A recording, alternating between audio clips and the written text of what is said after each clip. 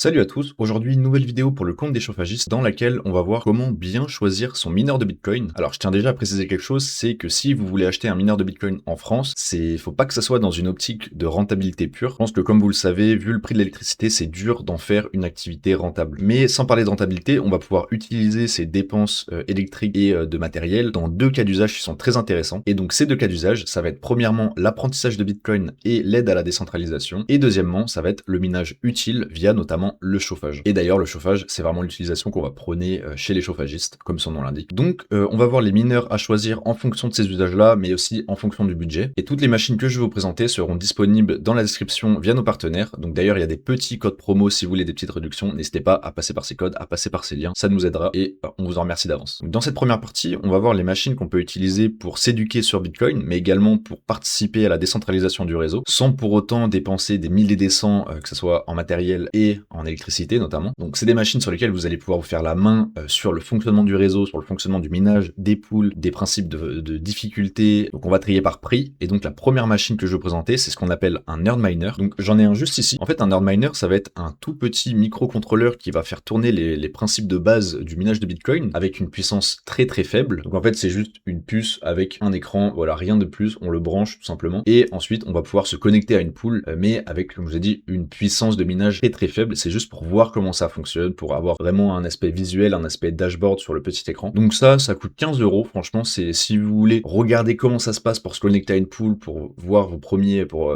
émettre vos premiers shares, pour voir les principes de difficulté, c'est très bien. Ça coûte 15 euros sur AliExpress. Franchement, ça fait le taf. Mais on va dire que la puissance que vous aurez sur une pool sera quasiment négligeable. Par exemple, sur la pool des chauffagistes, si vous vous connectez avec ça, vous allez même pas voir votre pseudo sur la pool tellement la puissance est faible. Et voilà, en fait, c'est plus un aspect décoration pédagogique plutôt que vraiment minage efficient. Donc le deuxième mineur qui est dans la même logique mais juste avec plus de puissance, c'est ce qu'on appelle un Bitax Gamma. Et en fait c'est un projet open source lancé par la communauté qui, en fait, ils ont créé une PCB avec dedans un ESP32, donc d'ailleurs quasiment le même qu'il y a sur ce Nerdminer, mais en fait il fonctionne avec des puces, des vraies puces de minage, donc de Antminer, des gros mineurs. En fait on a pris puce par puce et on les a mis dans les Bitax, et en fait on a un mineur qui est très très efficient et qui consomme très très peu d'électricité. Donc aujourd'hui, un Bitax Gamma, c'est aux alentours des 100 euros. C'est une machine qui reste assez DIY, c'est-à-dire que si vous prenez un fournisseur qui vous assemble pas tout, et on va devoir faire du montage notamment de ventirad ou de ventilateur, et c'est pas un truc qui est packagé, c'est-à-dire, j'en ai pas ici mais je vous mettrai des photos, c'est juste une PCB avec les composants directement dessus. C'est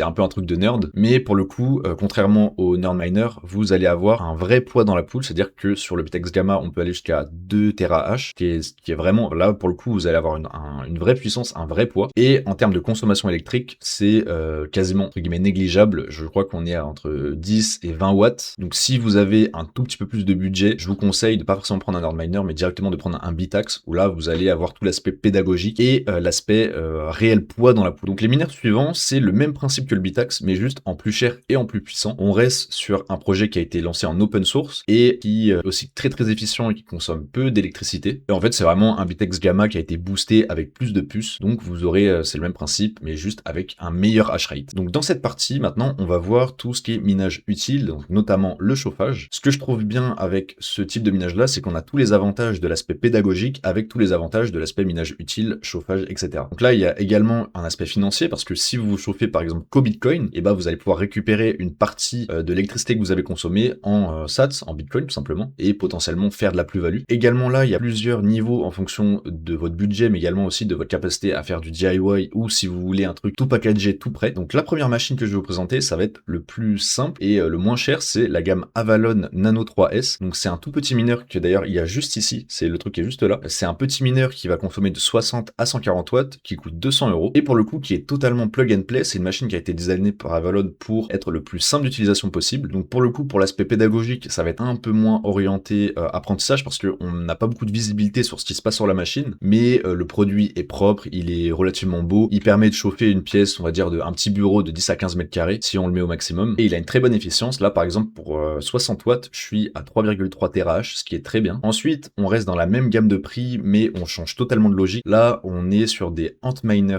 S9, et c'est une machine qui ramenée au prix total, montage, etc., qui est aux alentours de 200 euros, mais qui est vraiment axée chauffage pur. En fait, c'est une machine qui peut monter jusqu'à 800 voire 1000 watts de chauffage, ce qui permet évidemment de chauffer beaucoup plus qu'une machine qui fait 140 watts. Donc là, l'intérêt, mais qui peut être aussi un inconvénient pour certains, c'est que on va devoir faire le montage soi-même si on veut réduire le coût. C'est-à-dire qu'on va devoir acheter le Antminer stock, faire les modifications software, faire les modifications physiques, ça veut dire ajouter des petits kits pour le rendre silencieux, parce que de base, Antminer, ça fait énormément de bruit. Donc c'est pour l'aspect pédagogique, c'est vraiment très très fun, mais faut être bidouilleur, faut aimer faire un peu de hardware. D'ailleurs, j'en ai un juste ici qui est dans un boîtier qui permet d'être relativement beau, d'ailleurs qui a été imprimé par Silexperience, n'hésitez pas à aller voir sa boutique. Et malgré que de base un Antminer S9 stock c'est relativement un peu moche, si vous aimez pas trop tout ce qui est câble apparent, etc. Et bah avec un boîtier, en fait, il ressemble à un chauffage d'appoint classique et c'est relativement beau. D'ailleurs, si vous êtes intéressé, il y a 21 Energy, notre partenaire, qui fait une offre sur le S9 en ce moment, il est à 59 € et ils vendent également le kit silencieux pour à peu près 130 €, ce qui fait un peu moins de 200 € pour tous les composants. Ensuite, il faudra le monter soi-même. Et avec notre code chauffagiste, vous aurez moins 5% sur l'ensemble de votre commande. Donc si vous voulez bidouiller, faire du DIY, et bah franchement foncez, c'est très formateur et c'est très cool. Et maintenant, on arrive au dernier niveau pour le chauffage. Donc c'est le même principe que le premier niveau avec le Nano 3S, sauf que on va être sur des puissances plus élevées pour avoir une meilleure efficacité de chauffage. Donc évidemment, on aura une meilleure puissance de minage, mais à un prix beaucoup plus élevé. Donc, dans la même gamme que le Nano 3S, on a le Avalon Mini 3